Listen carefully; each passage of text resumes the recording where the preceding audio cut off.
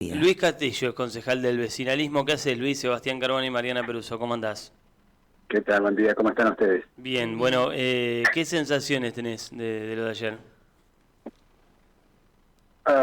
Sensaciones, ¿a qué palabra complicada? Me acuerdo que haber escrito una nota hablando del mundo de sensaciones que decía Sandro. Mira, yo creo que acá hay que ver varias cositas. La primera de todo es el contexto, ¿no? O sea, estamos hablando de que no estamos analizando un discurso cualquiera o una nota periodística o lo que... Si en el contexto estamos hablando de una apertura de sesiones, un hecho realmente trascendental, porque nos recuerda cada año que estamos en democracia, ¿no? Cosa que me parece muy importante, porque afortunadamente ya hemos naturalizado, o las nuevas generaciones han naturalizado lo que es vivir en democracia, pero quienes tenemos unos años y padecimos las dictaduras, sabemos que es un motivo de celebración profunda, ¿no?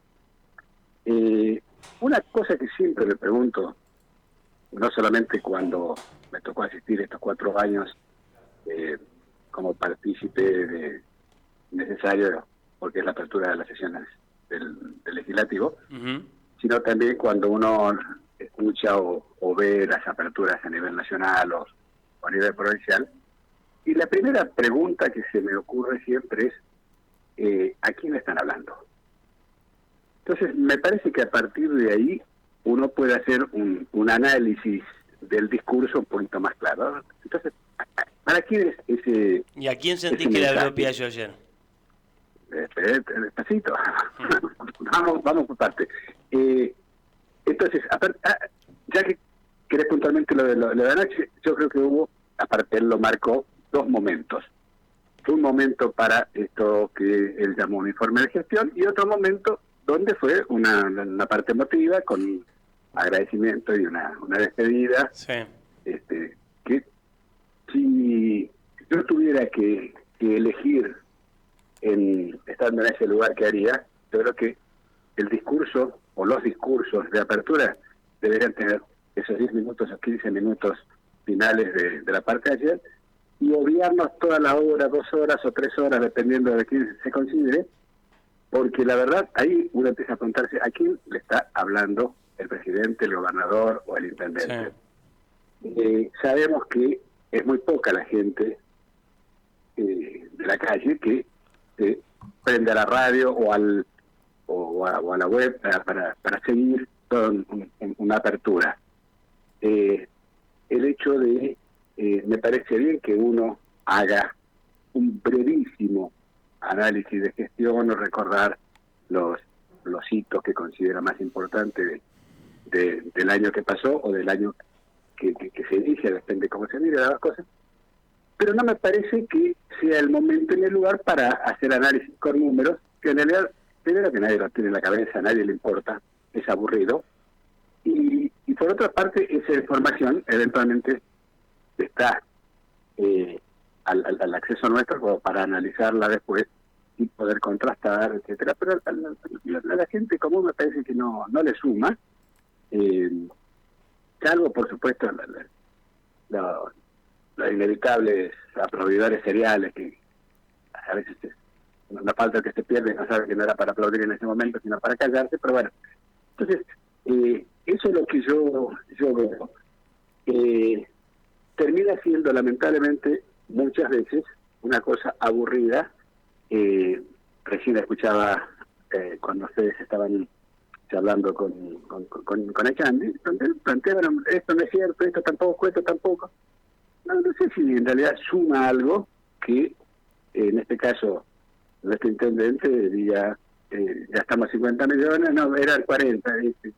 Bueno, son cosas que me parece que no tiene demasiado sentido ponerse a discutir.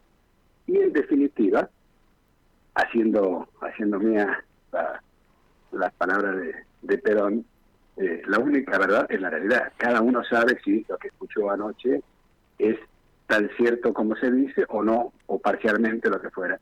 Y aprovecho para recuperar un concepto que Juan Pablo Castillo, mi hijo, hace mucho hincapié permanentemente para estas cuestiones, que es el famoso metro cuadrado. ¿Qué es eso?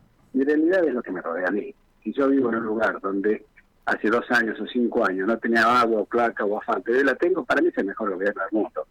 Si yo vivo en un lugar donde en realidad hace 10 años que estoy reclamando un cordón cunete, no me lo he puesto, para mí es un desastre. O sea, cada uno opina desde su lugar. Ahora, y en ese sentido, Luis, ¿vos sentís que el metro cuadrado de los gualeguaychuenses en general mejoró o que no, digamos? Es una gestión que cierra con una buena imagen o que empieza a cerrar con una buena imagen o no? ¿Cómo sentís que va a quedar? Bueno, 2 cosas. La primera, si uno tiene que hablar de gestión, quien niegue los cambios que hubo sería un necio. Yo creo que evidentemente hubo una transformación de la ciudad, básicamente reflejada en el espacio público. Eso obviamente es muy importante y creo que es el mejor recuerdo que se va a tener de Piaggio, va a ser el espacio público, que ha crecido en cantidad y en calidad, y me parece sumamente bueno como para hacer un arranque. ¿Qué es lo que yo puedo criticar o no estar de acuerdo? Pero en definitiva uno no tiene que estar de acuerdo, sino tratar de ser participativo para que tiremos todos para el mismo lado, que acá nos olvidamos una pata, que es el sector privado. Acá es una gestión que se maneja 100% con la imagen del Estado como gestor, como todo. Y el Estado tiene su función fundamental, como es la de acompañar, como es la de controlar, como es la de gestionar, junto a el sector privado. Si lo dejamos afuera al privado, y nunca vamos a conseguir realmente lo que todos pretendemos, inclusive también esta gestión de lo discursivo, que es que todos nos sintamos parte de algo y que en realidad sea genuino. Cuando nosotros hablamos de turismo, y acá lo que tiene que plantear un municipio es que tengamos la mejor ciudad del mundo para que el turista nos elija, pero si no hay una hotelería de calidad, si no hay servicio gastronómico de calidad, si no hay baños públicos de calidad, si no hay playa de calidad, etcétera, y termina siendo nada desde ese punto de vista. Siempre se dice, y estoy de acuerdo, el primer turista es la gente que vive en la ciudad, sí, pero no nos olvidemos que el turismo es una fuente de ingreso impresionante, quizás podría llegar a ser lo más importante en nuestra ciudad, y eso no puede verse de otra manera si no es en un contexto público-privado. O sea, el privado tiene que invertir, tiene que poner plata, sabiendo que hay reglas del juego que están para eso, para proteger mi inversión. Tenemos una grilla de actividades que yo la multiplicaría por 20, porque sabemos que hay, más allá del carnaval, que bueno, es un espectáculo que moviliza muy buena cantidad, no solamente de visitantes, sino también de dinero genuino, fuentes de trabajo directas e indirectas. Entonces, bueno, ¿cómo hacer para que este famoso turismo 365 deje de ser una narrativa y sea realidad? Para eso necesitas inversión. ¿Quién va a hacer la inversión? Y el privado. Entonces tenés que acompañar todo lo que significa. Pero vos sentís que no en esa pata no le funcionó al piaggismo, la público-privada. No es que no le funcionó. La decisión fue ir por 100% Estado. No creo que eso sea bueno. Porque, insisto, no termina siendo generación genuina de ingresos. Ahora, cuando el gobierno te habla de la articulación público-privada en el mercado del Munilla, por ejemplo, que es algo que hizo el municipio, y ellos dicen después ocupan actores del sector privado o en la fiesta del pescado y el vino, ¿vos crees que hay, digamos, o que eso no llega o que hay mucho más por hacer? 2 cosas. Hay 2 términos que se consideran sinónimos o pueden considerarse sinónimos que no tienen nada que ver. Una cosa es un emprendedor, otra cosa es un comerciante. ¿Cuál es la diferencia? El emprendedor es aquella persona que se la rebusca de alguna manera y con un techo muy bajo de crecimiento de más. El comerciante es alguien que arranca haciendo una inversión importante y sabe que si no la mantiene y la sostiene, cierra y pierde plata. Para eso hay una diferencia tremenda. Es decir, cuando vos me hablas puntualmente del mercado del Munilla, y la pregunta es, si para poner un negocio ahí, lo único que necesitas es un año de gracia de alquiler, pues nadie paga alquiler, no se paga la luz, no se pagan impuestos. Tengo espectáculos que me montan en la puerta del mercado todo el año para que vaya la gente. O sea, está todo bien. La pregunta es, ¿realmente esa persona está arriesgando algo o está viviendo del Estado?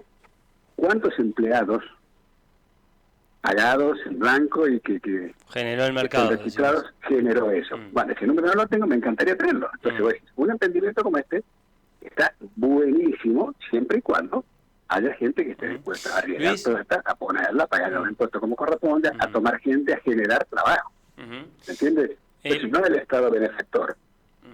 El Estado que acompañe la inversión privada, que yo creo que es fundamental. Luis, ¿esperabas que haya alguna mención a lo que más hacia lo que viene, hacia su sucesión o a la posibilidad de que Martín Piallo sea precandidato a gobernador?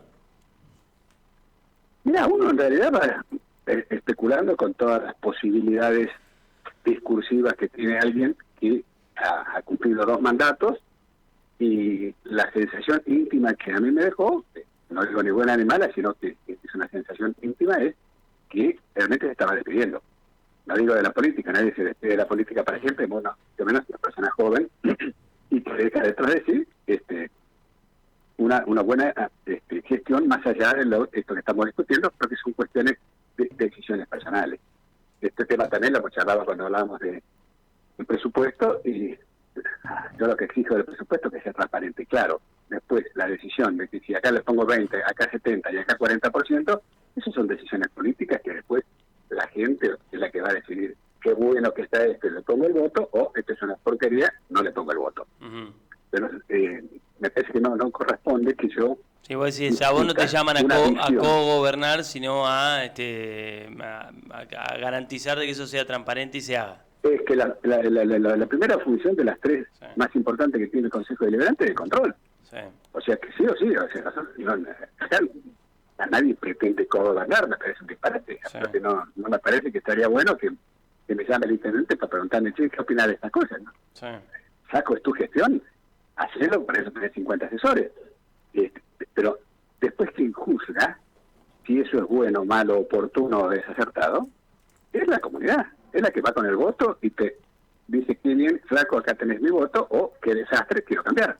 Nosotros lo que tenemos que hacer es ser celosos, controladores de eso, y por eso uno exige que esté todo adecuadamente contabilizado. Las veces que ha ido al recinto el año pasado la secretaria de Hacienda, al final, realmente es un placer preguntarle, porque es una persona que no le esquiva el bulto a ninguna pregunta. Entonces va a decir, bueno, esto está claro. A mí me cierra de ese punto. Yo hubiera hecho eso. Cuando sea gobierno, hacelo. Ahora, la prioridad es esta otra para este tipo de gobierno. E insisto, no creo que sea función nuestra como concejales juzgar políticas y decisiones, sino solamente controlar desde el punto de vista de que no haya arbitrariedad, que no haya cosas, y eventualmente denunciarla, que lo que planteaba hace un rato Chanti. Luis, te hago la última, pero de otro tema, para saber cuánto hay de verdad en ese rumor. ¿Ustedes van a tener candidato propio en las próximas elecciones? ¿Ustedes el vecinalismo o existe la posibilidad de un acuerdo con algún candidato de la oposición? Las dos cosas, nosotros estamos hablando todas las semanas con todo el arco político. Acá no hay oposición ni oficialismo, que hay gente que se dedica a la política, y estamos hablando absolutamente con todos, buscando puntos de coincidencia. Lo último es decir, bueno, cerramos acá una lista o armamos lista propia. Lo que estamos tratando nosotros, y que me parece que es parte de lo que planteó Domingo Carraza cuando se creó este vecinalismo de colaboración de todo, es, nosotros no venimos con un proyecto político, venimos con un proyecto de ciudad. Entonces, si algún espacio político X está dentro de ese paraguas que nosotros queremos, exigimos, y para eso se creó este partido, que es para obtener la ciudad por delante, estamos todos de acuerdo y vamos remando por otro. Acá sabemos que la gente vota en su gran mayoría a las personas y no a los partidos políticos tradicionales. Eso ya está claro, inclusive hace varios años que no hay partidos políticos disputándose, sino estas alianzas o los frentes que se forman. Entonces, evidentemente, así como se forman, muchas veces son frentes electoralistas que se parten a los 5 días. Entonces nosotros no queremos armar frentes a ganar una elección. Acá la idea es ver quiénes realmente comparten nuestra visión de cómo se debe gestionar una ciudad para que tenga un crecimiento, que ese crecimiento sea sostenible, para que hay mucha gente que busca invertir en determinados rubros y no está abierta como debería para eso, y sabemos de muchas inversiones que se van a otras ciudades. O sea, yo creo que acá, por ejemplo, en el rubro turismo, como mencionábamos hace un rato, hacen falta y son necesarias inversiones, pero inversiones en serio. Sí. Acá sabemos que tenemos 2, a lo sumo 3 hoteles de una calidad indiscutible. Deberíamos tener 10 hoteles, 20 hoteles de eso. ¿Por qué? Porque sabemos que la posibilidad está teniendo para arrancar un espectáculo y no le pone el poncho a nadie. Entonces, al carnaval quiere venir, que justo coincide este año, por ejemplo, que andaba por ahí dando vuelta el emir de Qatar y no hubiera podido venir acá. Entonces yo creo que acá hay que apuntar para todo tipo de turismo, me parece muy bien, el turismo familiar, etcétera, pero como sabemos que este año y el anterior, por circunstancias que todos conocemos, el turismo interno ha crecido muchísimo. Bueno, mucha gente que antes decía, yo tengo para gastar X cantidad de plata, que antes me iba a Europa, o me iba al Caribe, o me iba... Ahora la voy a invertir acá, la voy a gastar acá. Bueno, pero necesito gastarla en algo que me satisfaga, que me dé calidad. Sí. Entonces, por eso yo me parece que uno tiene que apuntar hacia este lado. El espacio público es fundamental. El tema de todo lo que tenga que ver con generación de empleo, pero que no sea un verso lo del empleo genuino. El Estado no puede pagar nada, no debe pagar un sueldo a nadie, ni sí gestionar para que vos mañana tenés una empresa. De hecho, estamos trabajando mucho con el tema de ayer se conformó formalmente la mesa de la economía del conocimiento, una cosa que es realmente importantísima, fundamental, pues estamos hablando de generar acá en Gualeguaychú un polo de tecnología de punta, que no es el futuro, es el presente. Bueno, tenemos las herramientas, tenemos la materia prima, que es el cerebro de una cantidad de gurises que pueden buscar todo eso. Entonces, ¿qué tiene que hacer el Estado? Participar y fomentar eso, ver cómo hacemos para generar ese polo, y como esas muchísimas otras cosas que no las puede hacer el Estado. El Estado tiene que acompañar, gestionar, controlar. Pero acá tiene que haber una inversión absolutamente privada, porque es, insisto, el que genera empleo, directo, indirecto, como sea. Entonces me parece que esa parte es fundamental, y contestando a tu pregunta, estamos escuchando, todas las semanas tenemos 1 o 2 reuniones, hablo en plural porque siempre estamos con Domingo Carrasco y con alguna otra gente del partido, teniendo conversaciones con todo el arco, que afortunadamente es enorme y variopinto, y escuchando. O sea, después que verá qué decisión tomamos pensando en esto, no un proyecto político para que mañana aparezca el dominguismo o el castillismo o el... Vos sabés que hemos charlado, detesto los sismos. Entonces creo que tenemos que pensar realmente en función de ciudad, con una visión amplia, en serio, y sin descuidar obviamente lo que significa la asistencia permanente a los sectores más vulnerables, que lamentablemente cada vez son más. Bueno, obviamente eso uno no lo puede dejar abajo o afuera. Eso sí es una función del Estado como corresponde, no permitir que nadie pase hambre. Eso me parece absolutamente válido. Bueno, y también buscar las herramientas para que esas personas que hoy no tienen trabajo puedan generársele a partir de la capacitación que tenemos, el programa de capacitación, etcétera. Bueno, el tema es que yo me capacito, pero si después no puedo laburar, o si tengo que trabajar solamente para el Estado, y sigo siendo en cierta forma hasta rehén de un sistema que se convierte perverso en vez de ser un sistema realmente como debería ser, virtuoso, ¿no? Luis, gracias por el tiempo, un abrazo. Gracias a ustedes, un abrazo. Luis Castillo con nosotros hablando de la apertura de sesiones del Intendente Piaggio. 8 minutos para las 11 de la mañana.